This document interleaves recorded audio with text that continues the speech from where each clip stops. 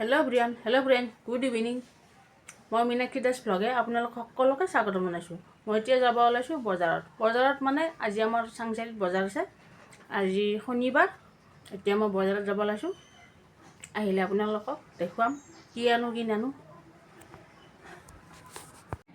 মই এতিয়া চাহকাপ খাই লওঁ।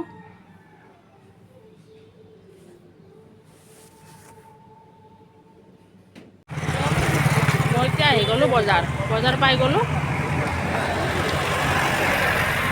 এতিয়া কিবা কিবি বজাৰ কৰি লওঁ, লৈ কিনে আকৌ ঘৰত আহিলে আপোনালোকক দেখুৱাম। মই বজাৰৰ পৰা আনিলোঁ আলু, পিঁয়াজ আৰু বন্ধাকবি আৰু অমিতা আৰু বেলেগ আনা নাই, এইখিনি লৈ আনিলোঁ।